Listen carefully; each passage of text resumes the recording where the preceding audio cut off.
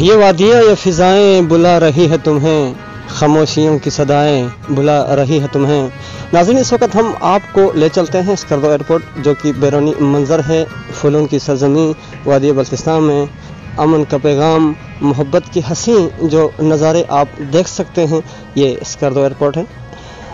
Skardu airport दुनिया के सर्द रेगिस्तान में वाक़ ये इंतहाई खूबसूरत एयरपोर्ट है।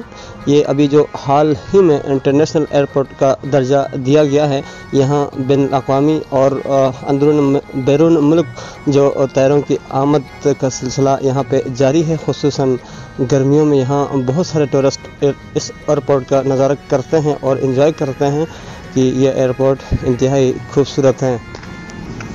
नाज़रीन, यह एयरपोर्ट दुनिया के बुलंद तरीन मुकाम पर सबसे बड़ा एयरपोर्ट है। यह एयरपोर्ट सियाचिन के दामन में वाक़ है। यहाँ से आप गिलगित बल्तिस्तान के हंसी जो वादियों में आप जा सकते हैं। यह एयरपोर्ट जो कि इस वक्त इंटरनेशनल एयरपोर्ट का दर्जा दिया गया है।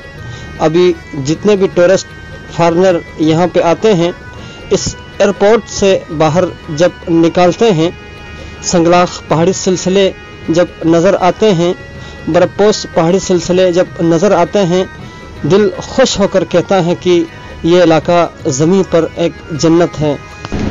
In the mountainous hidden valley of Baltistan existing in the states both great Karakoram and Himalaya.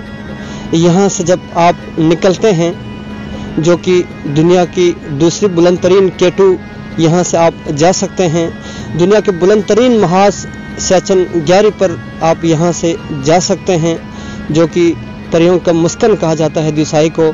आप इस एयरपोर्ट से निकल के आप जा सकते हैं। कुदरत का ये करिश्मा है कि गिलगित बल्तिस्तान वाकई में जन्नत है, जन्नत नज़ीर है। यहाँ दुनिया से लोग आते हैं। आप भी एक दफ़ा इस इलाके में ज़रूर आइएगा।